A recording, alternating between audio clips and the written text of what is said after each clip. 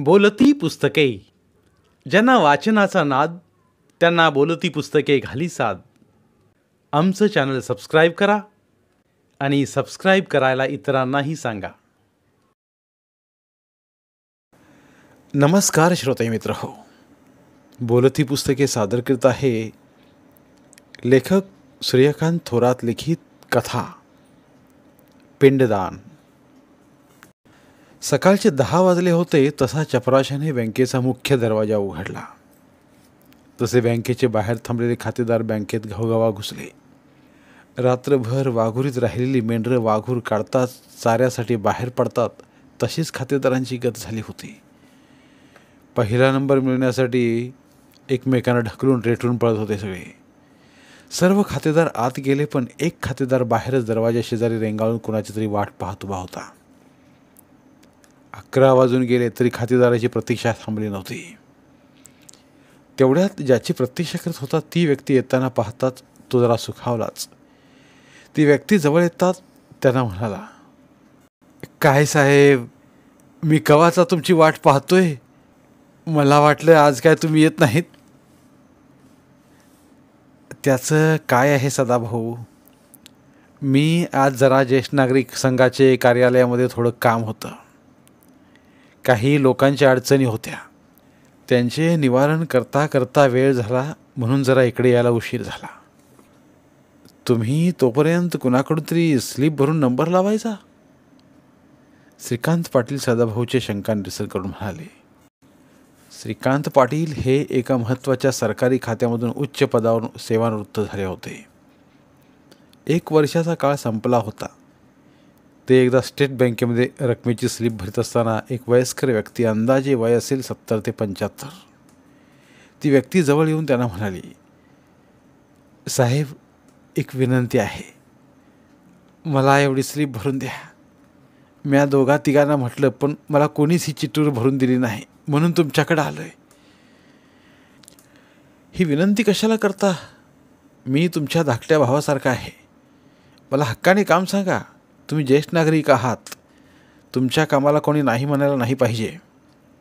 बरे असो, मी स्लिप भरून देतो. तुम्ही आणि मी आपण दोघे बरोबरच लाईनीत बसू.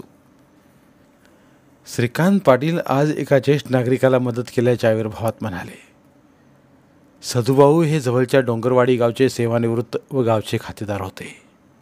त्यांचे वडील मुंबई येथे पोर्ट ट्रस्टमध्ये म्हणजे गोदीमध्ये मजूर खात्यात कामास होते. सदूभाऊ वडिलांच्या मृत्यूनंतर वयाच्या 25व्या वर्षी त्यांच्याच खात्यामध्ये कामास लागले. शेतात कष्ट करावे लागत असल्याने गोदीचे वजन उचलण्याचे परीक्षेमध्ये चांगले उत्तीर्ण झाले. लगेच नेमणूकही मिळाली. दोघे बँकेत लाईनमध्ये बसल्यानंतर दोघांनीही पेन्शनची रक्कम घेतली. पाटील यांनी सदूभाऊंना नोटा मोजून दिल्या. बाहेर आल्यावर पाटील साहेबांनी विचारले, काय सदूभाऊ, नाश्ता करणार का? यावर सदूभाऊ काहीच बोलले नाहीत. सदूभाऊ गप्प बसल्यावर पाटील साहेबांना काही शंका आली की सदूभाऊ बरोबर काहीतरी घडले असावे. मग दोघे चौकात एका हॉटेलमध्ये आले. सदूभाऊंना विचारले, काय घेणार तुम्ही? जे घ्याल तेच मी घेईन, असं सदूभाऊंनी सांगतानाच त्याने 2 मसाला डोसा व चहा सांगितला. खाता खाता सदूभाऊला विचारलं, काय आज घरी भांडण झालं काय? मग असे गप्प का? यावर सदाभाऊ 2 मिनिटं जरा स्तब्ध राहूनच पुढे बोलू लागले. माझे वडील मुंबई गोदीमध्ये मजूर खात्यात कामास होते. आम्हा 2 भावांचे लहानपण मुंबईतच गेले. शेती व शाळेसाठी वडिलांनी आम्हाला गावी पाठवले. चुलत्याच्या मदतीने शेती करून राहत होतो. मी 13 वर्षांचा असताना आमची आई छोट्याशा आजाराने मयत झाली.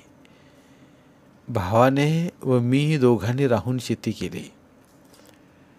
भावाने कसेबसे 5वीपर्यंत शिक्षण घेतलं. नंतर वडिलांनी आम्हा भावासाठी भाकर तुकड्याची सोय म्हणून मोठ्या भावाचं लग्न शेजारच्या गावातील एका मुलीशी लावून दिलं. वडील मुंबईला एकटेच राहत. खानावळीत खाऊन ते जीवन जगत होते. गोदीतील मजूर सोबत्याबरोबर दारूचे व्यसन आमच्या वडिलांना लागले. ते अधूनमधून आम्हाला पैसे पाठवीत असत. नंतर त्यांनी चुलत्याच्या नावे असणाऱ्या जमिनीच्या खात्यातून 4 एकर वाटणी झालेल्या जमिनीचं क्षेत्र त्यांच्या नावे करून घेतले. माझेही वयाच्या 20व्या वर्षी लग्न करून दिलं. राहण्यासाठी घर बांधून दिलं.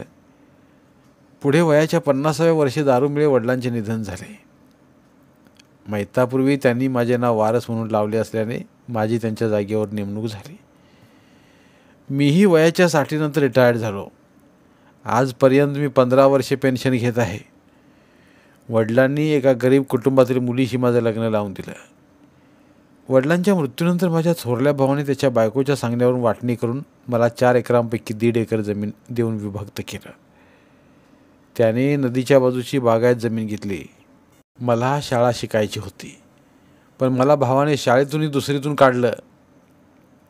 सदाभाऊने आपला मोठा भाऊ कसा आपल्याला टाळतो, वागणूक देतो याचं वर्णन करून सांगत असताना पाटील साहेबांनी त्याला थांबून मध्येच म्हणाले, सदाभाऊ, तुम्ही बरं केलं.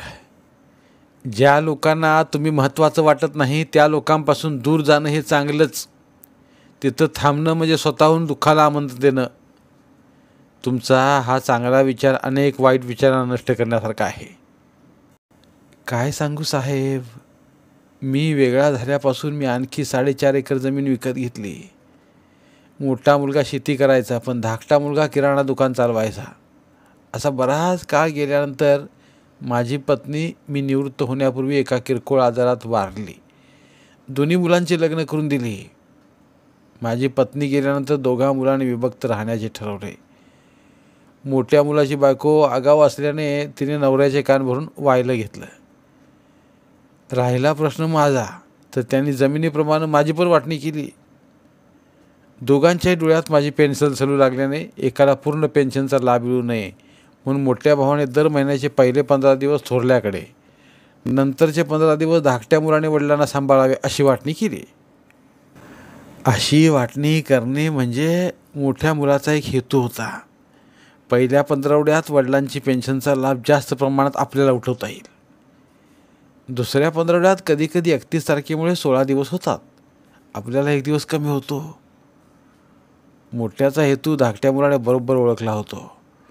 तो मोठ्या भावाला म्हणाला, हे बघ दादा, तुझा हेतू मी ओळखला आहे.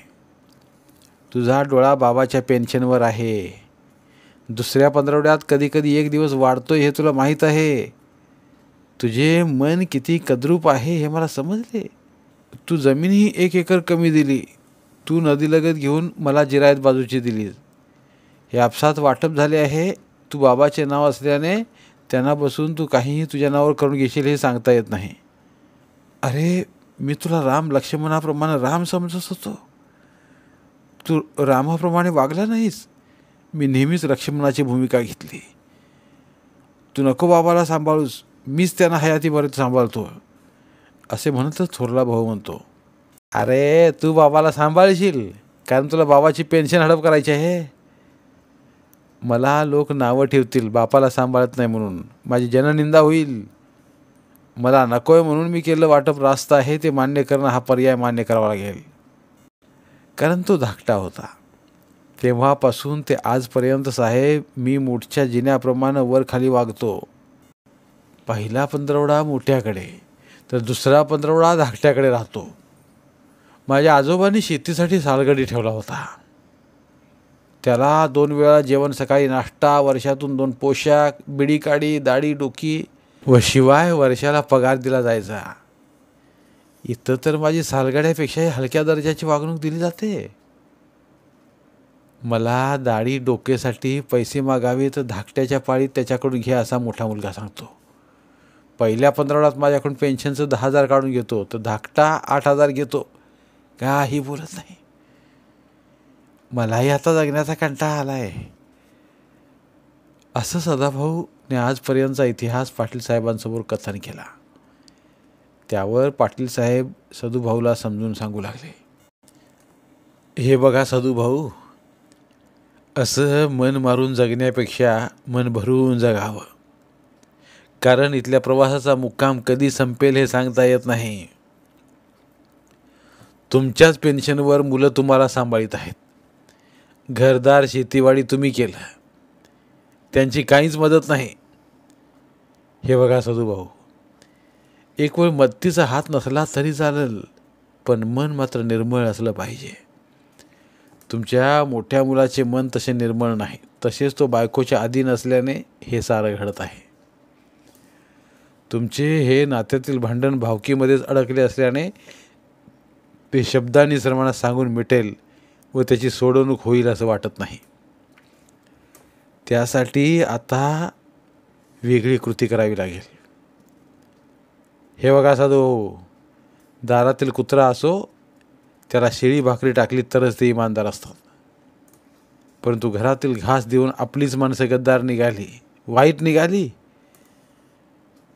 आता मी काय सांगतो ते ऐका, विचार करा आणि मग मला सांगा. पाटील साहेब, तुम्ही सांगाल ते आम्ही ऐकू. तुमच्या शब्दाच्या बाहेर जाणार नाही. गेली 5-6 वर्ष तुम्ही मला फारच सहकार्य केलं आहे. देवादिकांना व साधू संतांच्या पोटीस काय राम लक्ष्मण, भक्त पुंडलिक, श्रावण बाळ, कबीराचा कमाल अशी मुले जन्माला येतात. आमच्या पोटी ही अशी मुले दिली आहेत. सदाभाऊच्या डोळ्याला पाणी आणून गहेवरून सांगत होते. स्त्रीच्या पोटी एखादी संतान जन्माला आली की माणूस पाठचे व पोटचे विसरतो. तेथून पुढे जन्मदात्याची परवड सुरू होते. पाटील साहेबांनी समजावले. ऐका सदूभाऊ, मी काय सांगतोय, मला वाटत नाही की ही तुमची मुले तुम्ही आजारी पडल्यावर औषध पाण्याचा व मरणानंतर अंत्यविधीचा खर्च करतील. ज्याच्या बारीत बरे वाईट घडलेल त्याच्याच माती मारत खर्च करायला भाग पाडलं जाईल. आजच पहा ना, तुम्हाला जेवण न देता पेन्शनचे पैसे आणण्यासाठी उपाशी पाठवले.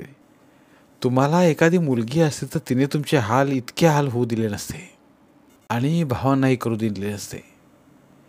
पाटील साहेबांनी आपले मत परखडपणे मांडले.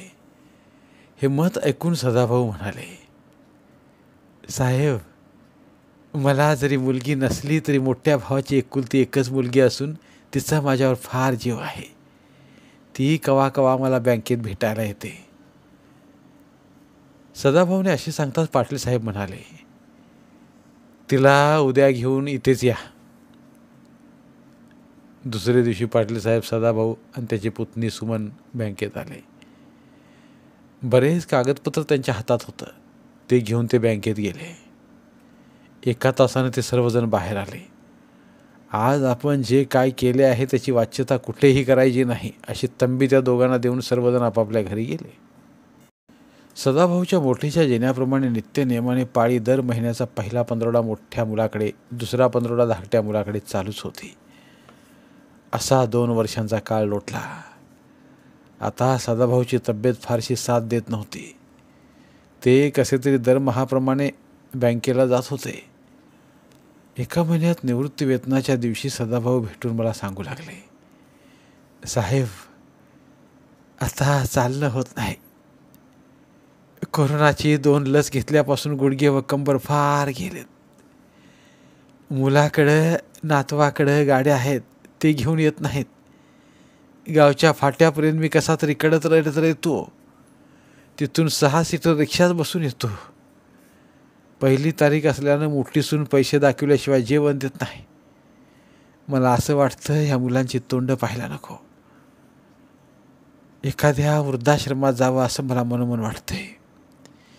एवढ्या पेन्शनमध्ये मला तर फार छान सांभाळतील ते. तिथं रक्ताची नसली तरी मांडलेल्या नात्याची फारच माणसं भेटतील व त्यांनीच माझं अंतिम कार्य करावं.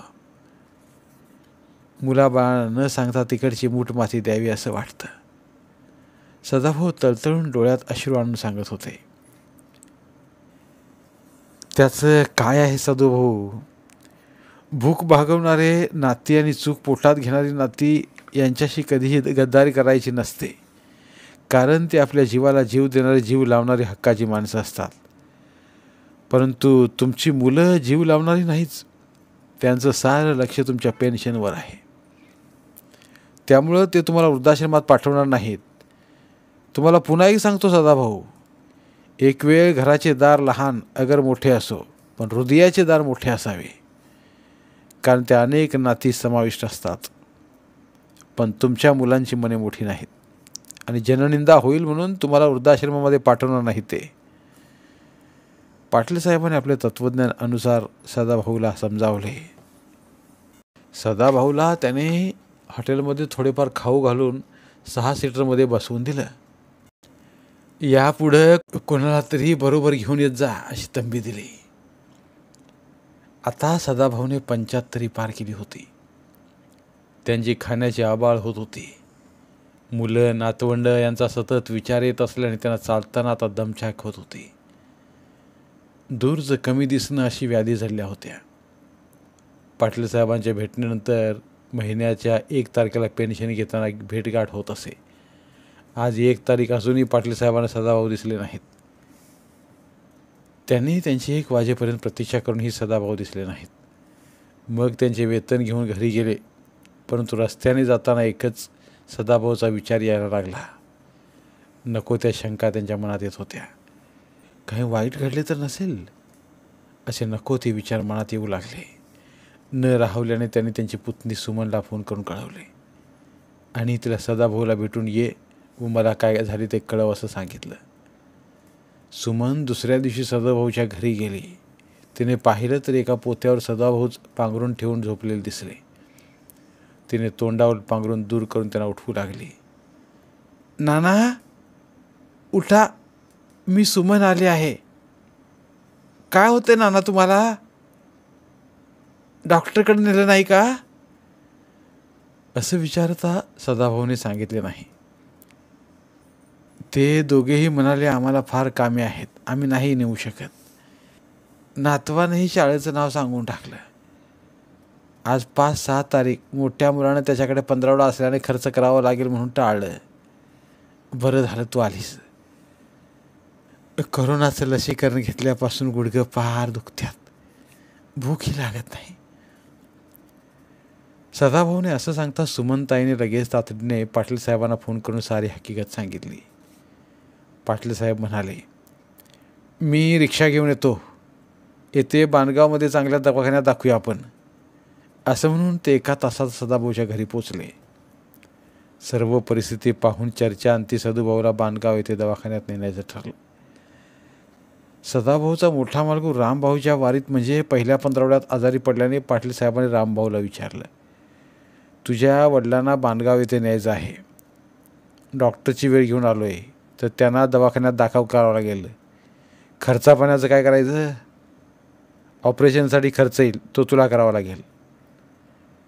असं कसं होईल साहेब? बाप तर आमच्या दोघांचाच आहे ना, मग त्याने काही खर्च केला पाहिजे. म्हातारला कशाला एवढा खर्च करायचा? गोळ्या औषधावरच बरा करायचा. रामभाऊने त्याचे स्पष्ट मत सांगून टाकले. अरे लक्ष्मणला मी खर्चाबाबत विचारले असते. त्याने सांगितले की दादाच्या बारीत बाप आजारी पडला आहे, त्यानं सारा खर्च करावा. माझ्या बारीत आजारी पडला असता तर मी खर्च केला असता असं त्यानं सांगितलं. पाटील साहेबांनी दोघा मुलांना सुमन व सदाभाऊ यांना समोरासमोर आणून सदाभाऊला विचारले, आता काय करायचं सदाभाऊ?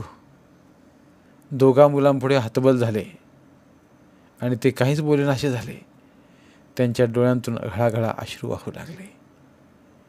असं भावनावश होऊन धीर सोडू नका. असं सदाभाऊ जरा मन कठोर करा आणि सांगा दवाखान्यात जायचं आहे का नाही. यावर सदाभाऊने सांगितले की हे पहा पाटील साहेब, भावाभावात वाटणी होते पण आईबाबांची वाटणी होत नसते. इथं मला तर माधुकरीसारखं 2 घरी भिक्षा मागून घेऊन जगावं लागतंय. सर्व मी कमावलेली घरदार, शेतीवाडी, विहीर, पाईपलाईन, मोटार मी केली. आयत्या मिळकतीवर हे दोघं भाऊ भुजंगासारखे येऊन बसला आहेत. माझं माझं म्हणून मी श्रमिलोच फुका. काल होते माझे, आज झालो मी परका. साहेब अशी माझी परिस्थिती झाली आहे. तुकाराम महाराजांप्रमाणे त्यांच्या गाथा ग्रंथांमध्ये खरोखर सांगितले आहे, नको देऊ देवा पोटी हे संतान, मायाजाळ जाण न आठविशी. नको देऊ देवा द्रव्य आणि भाग्य, तो एक उद्योग होय जीवा. तुका म्हणे करी फकीराचे परी, रात्रंदिवस हरी येईल वाचे. तुकाराम महाराजांनी सांगितलेलं सत्य व वास्तव आहे. मायाजाळात माणूस गुंतल्यानं त्याला आठवत नाही धनदौलत कमावली हा जीवाला उद्योग झाला. माझी बायको हयात असती तर माझे हे हाल झाले नसते. असे म्हणून सदूभाऊला रडूच कोसळले. पाटील साहेबांनी सावरले. ते म्हणाले, सदूभाऊ, भूतकाळातील वाईट गोष्टी विसरून वर्तमानात चांगलं जगावं. त्यानं भविष्यकाळ उज्ज्वल होऊ शकतो. दोन्ही मुलांना समोर घेऊन म्हणाले, अरे तुम्ही आज वडिलांना रडवले आहे. आज मनात मन दाबून ठेवल्या शब्दांना त्याने वाट मोकळी करून दिली आहे. बघा, शब्दांना स्पर्श करता येत नाही, परंतु मनाला स्पर्श करण्याची ताकद असते. आज त्यांच्या डोळ्यांतून अश्रू आले. अरे रक्तापेक्षा अश्रू मोठे असतात. शरीराला जखम झाली तर फक्त रक्तच बाहेर येते, पण अश्रूंना बाहेर येण्यासाठी मनाला जखम व्हावी लागते. तुम्ही त्यांच्या रक्ताची मुले आहात. रक्तांची नाती अभंग राहिली तर जीवन सुसह्य होईल, पण तुम्ही नेहमीच नकारात्मक विचार करत आलात. नकारात्मक विचार स्वतःलाच त्रासदायक असतात. तुम्ही दोघांनी त्यांना दवाखान्यात नेण्यासाठी काय विचार केला आहे ते सांगा. मोठ्या मुलाच्या बारीत आजारी पडला आहे, त्याने त्याचा सारा खर्च करावा. धाकटा मुलगा लक्ष्मण तडकपणे बोलला. यावर थोरला रामभाऊ म्हणाला, नाही साहेब, बाप आम्हा दोघांचा आहे. त्याने काही खर्च करावा असं वाटतं. मी माझ्या कोतीप्रमाणे खर्च करेन. त्याला शेतवाडी भरपूर आहे, त्यानं सारा खर्च करावा असं वाटतं, पण लोकांनी निंदा करू नये म्हणून मी थोडाफार खर्च करेन. आत्तापर्यंत शांत बसली सुमन उफाळून म्हणाली, साहेब जाऊ द्या ना, बापाची काळजीच नाही आहे ना. त्यांच्या पेन्शनवरच त्यांचा डोळा आहे. मी नानांना माझ्या खर्चाने दवाखान्यात घेऊन माझ्या घरी सांभाळीन, पण त्यांना मी नानाचं काही कमी जास्त झालं तर त्यांना स्पर्श करू देणार नाही. नाना व नानी यांनी मला फार जीव लावला. नाना नानी गेल्यापासूनच नानांचे हाल सुरू झाले. मी अधूनमधून बांधगावला बँकेत भेटत असे तेव्हा मला सारं सांगायचे ते. पाटील साहेब व सुमन सदूभाऊला रिक्षात बसून दवाखान्यात घेऊन गेले. बांधगाव येथे त्यांना मोठ्या रुग्णालयात दाखल केल्यानंतर डॉक्टरांनी तपासल्यानंतर सांगितलं की त्यांना अशक्तपणा आला असून मानसिक ताण नसल्याने हातपाय डोके दुखत आहे. 2-3 दिवस त्यांना दवाखान्यात दाखल करावे लागेल. सुमनने सदाभाऊला ॲडमिट केले. 2-3 दिवस सुमनने सदाभाऊची सेवा केली. दवाखान्यातून सदाभाऊला डिस्चार्ज दिल्याचे आदल्या दिवशी सुमन वडिलांच्या घरी म्हणजेच तिचे चुलत भावांच्या घरी गेली व सदूभाऊच्या दोन्ही मुलांना भेटली. प्रथम थोरला रामभाऊ दादाकडे गेली आणि म्हणाली, हे बघ रामदादा, उद्या नानाला दवाखान्यातूनच सोडणार आहेत. डॉक्टरची औषधाचं पैशाचं काय करायचं? 5 दिवसांचा खर्च बराच आला आहे. तुम्ही दोघेजण खर्च द्या.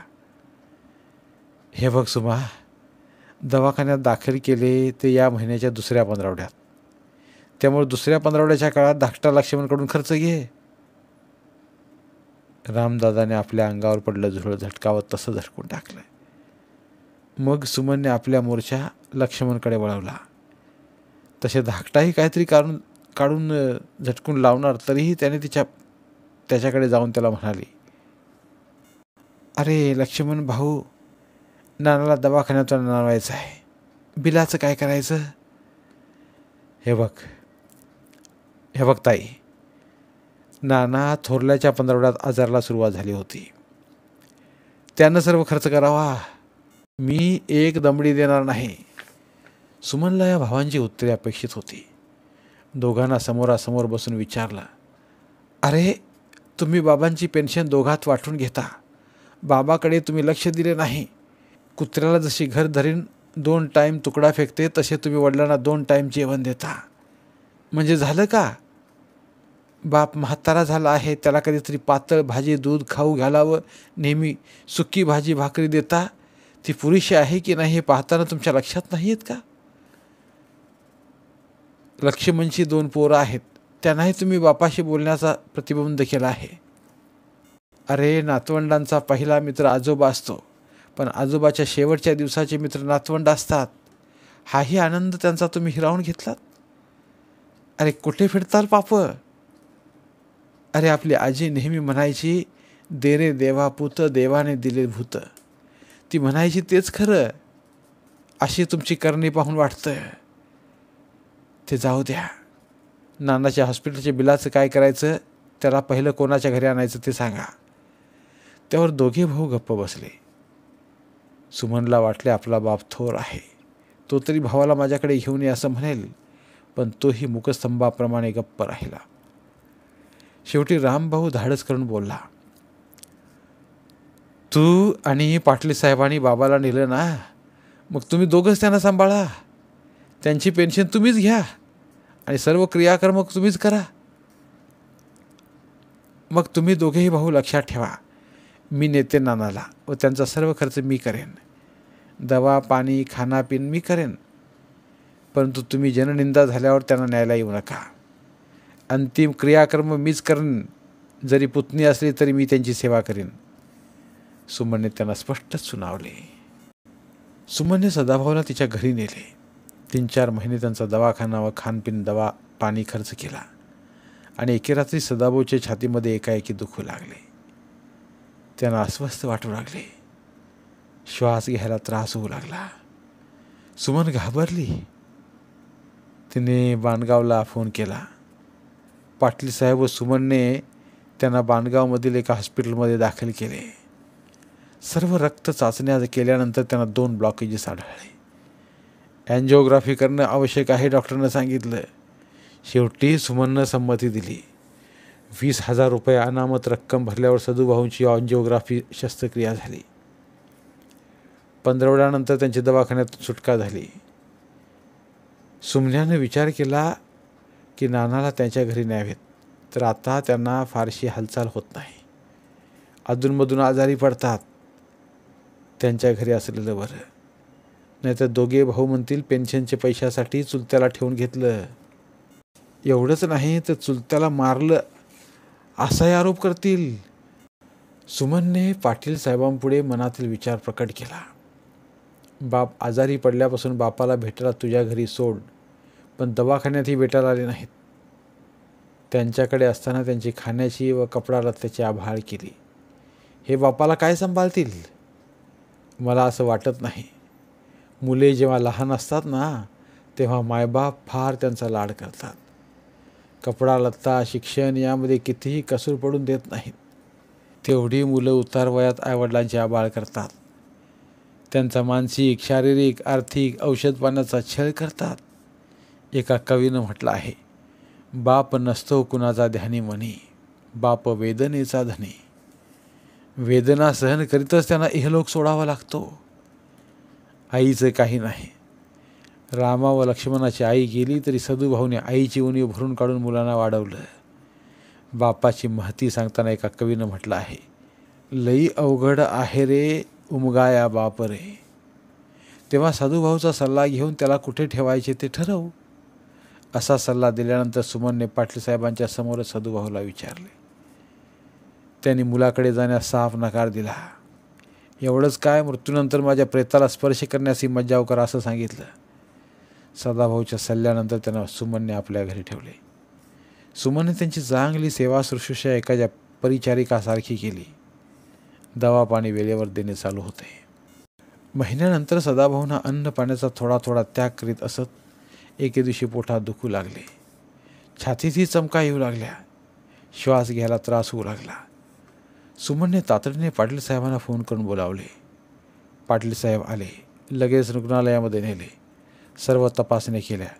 ECG काढून पहिला हृदयाचा विकार निघाला. डॉक्टरने लगेच पुण्याला हलविण्यास सांगितले.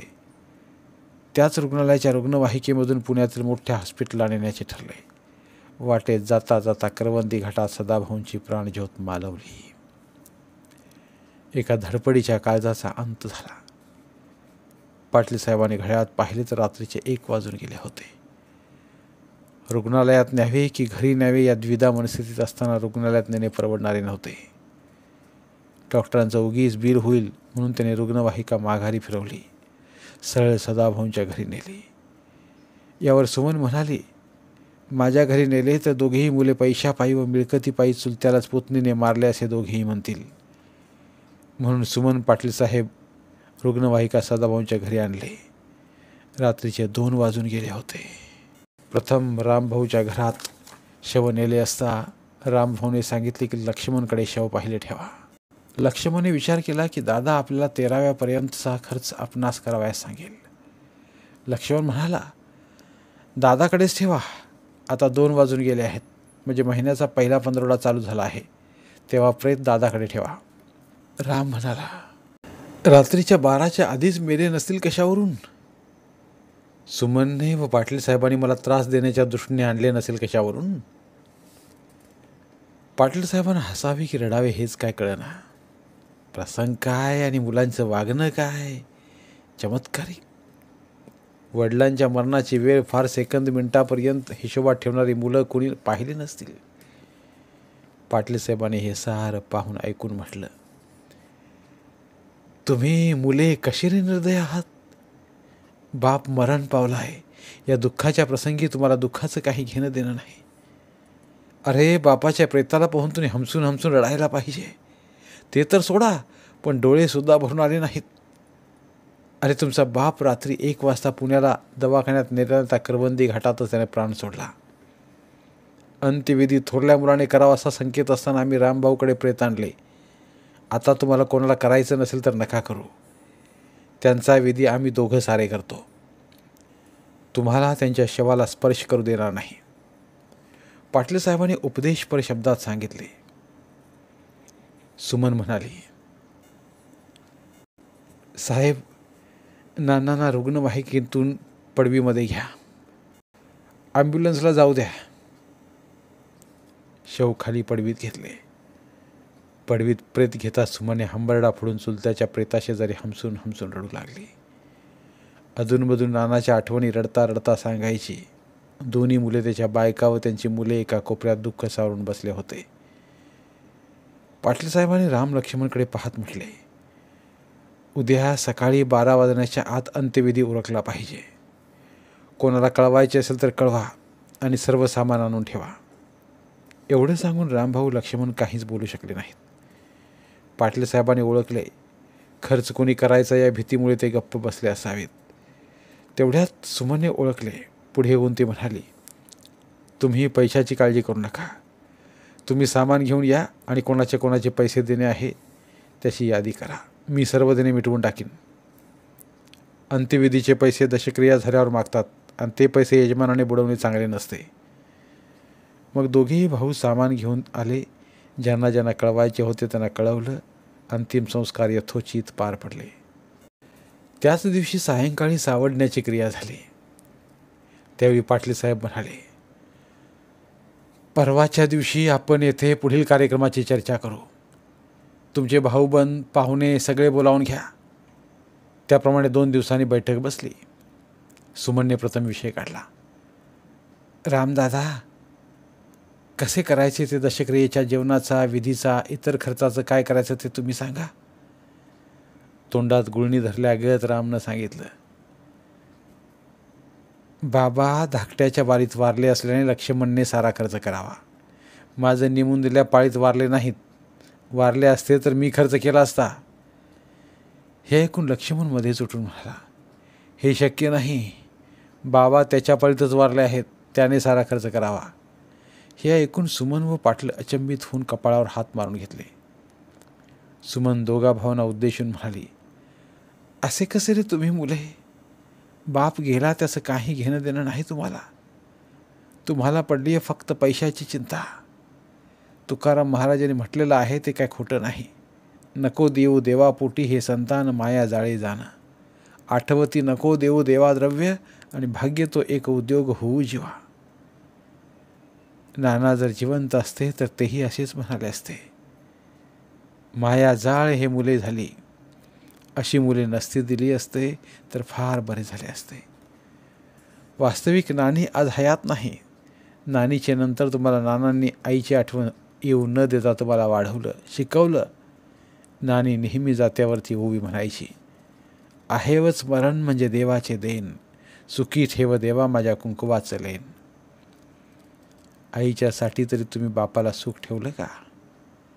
अरे लग्नाआधी तुम्ही दोघे भाऊ कसे गोडी गुलाबीने राम लक्ष्मणासारखे राहायचे म्हणून तुमची नावे राम लक्ष्मण ठेवली. पण त्यांचा एकही गुण तुम्ही अंगीकारला नाही. लग्नानंतर तुम्ही फारच सखे भाऊ पक्के वरी ठरलात. 2 भाऊ जसे बोलती पोपट, आल्या पराया नारी त्यांनी केला इस्कोट. नानी गायच्या या ओवीप्रमाणे बरोबर आहे.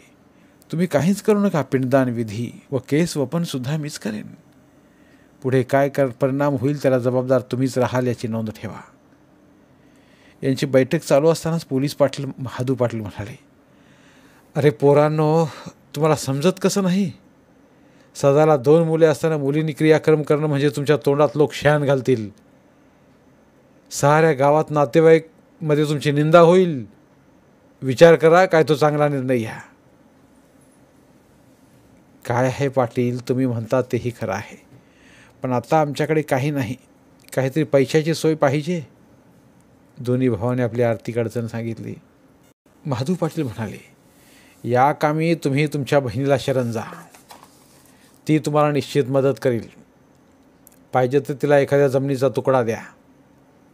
असे म्हणतात दोघेही जरा दचकलेच. नाहीतर तिने जमिनीचे मृत्यूपत्र करून घेतले नसेल कशावरून दोघांच्या मनात शंका आली. पोलीस पाटील म्हणाले, या कामी तुम्ही सांगत असाल तर मी सुमनबरोबर बोलतो. पाटील निर्णायकरित्या म्हणाले, चालेल असे दोघा भावांनी सांगितले. मग पाटील यांनी सुमन व पाटील साहेब यांना बोलावले. ते येताच राम लक्ष्मण दोघेही समाजाच्या समोर जाऊन हात जोडून उभे राहिले. म्हणाले, सुमनताई, आम्ही चुकलो, आम्हाला माफ करा. आम्हाला सख्खी बहीण नसतानाही तू सख्या बहिणीप्रमाणे म्हणजे आमच्या वडिलांच्या सख्या मुलीप्रमाणे त्यांची तू सेवा केलीस. नानाच्या अंतिम संस्काराचे सर्व क्रियाक्रम करायला आमच्याकडे पैसे नाहीत. तुला एखादा एकर जमीन आम्ही लिहून देतो, पण खर्चासाठी पैसे दे. हे ऐकून सुमनला त्यांची दया आली. ती त्यांना म्हणाली, मला तुमची एकरभर जमीन नको. नानानं मला मृत्यूपुत्र करून दिला आहे. त्यामध्ये त्याने खरेदी केलेली 2 एकर जमीन व बँकेतील रकमेचे वारस नेमले आहे. नानाच्या अंगावर मी लहानपणी खेळले आहे. त्यांच्यासाठी मी हे सर्व केलं आहे. तुम्ही दोघे नावात नुसते राम लक्ष्मण आहे. राम प्रभू पितृभक्त होता, तसा तो बंधुप्रेमीही होता. तुम्ही तर आईबाबांची सेवा तर सोडाच, पण त्यांची वाटणी केली. सख्खे भाऊ पक्के वैरी. तुमचा फक्त वडिलांच्या पैशावर डोळा होता. सुमनचे सारे बोलणे दोघांनी ऐकून घेतले. त्यांच्या चेहऱ्यावर पश्चातापाची छटा उमटली. श्रीकांत पाटील पुढे झाले आणि म्हणाले, अरे सदाभाऊची माझी भेट बांधगावच्या स्टेट बँकेत पेन्शन घेताना झाली. त्याचवेळी त्यांनी मला त्यांच्या जीवनाची चित्रकथा सांगितली. त्यांची पत्नी गेल्यापासून त्यांचे हालात दिवस गेले. तुम्ही सालाच्या गड्याप्रमाणे वर्षाला वाटून घेतलं असतं तर काही वाटलं नसतं. तुम्ही तर 15वड्याचे वाटप करून त्यांचे हाल केले. त्यानं म्हटलं की तुम्ही मेल्यावर सर्व विधी कसा करणार, हेही दोन्ही मुलं तुमचं काहीच अंत्यविधी करणार नाहीत. म्हणूनच सुमन व मी योजना आखली.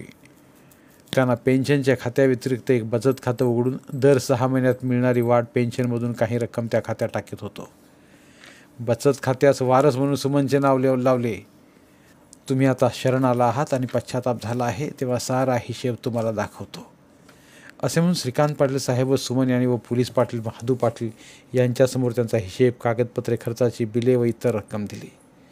सदरच्या रकमेतून अंत्यविधी, दशक्रिया विधी, 13वा विधी, 5.5 महिन्यांचा खर्च भागवला. दरवर्षी दोन्ही मुलांनी वर्षश्राद्ध मोठ्या प्रमाणात घालू असे सांगितले. त्याप्रमाणे सर्व झाल्यावर पाटील साहेब आपल्या घरी गेले.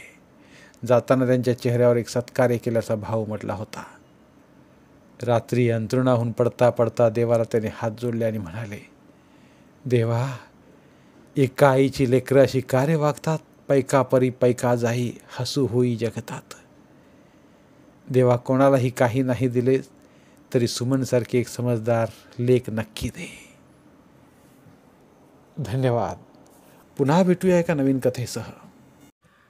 मराठीतील प्रतिभावंत लेखकांचं साहित्य, कथा, कादंबऱ्या ऐकण्यासाठी आमचं बोलती पुस्तके हे चॅनल सबस्क्राईब करा आणि मराठी साहित्याचा प्रसार करण्यासाठी प्रत्येक मराठी माणसाला सबस्क्राईब करण्यासाठी आवाहन करा आणि बोलती पुस्तके या साहित्य चळवळीत सहभागी व्हा. आपले पुन्हा एकदा धन्यवाद.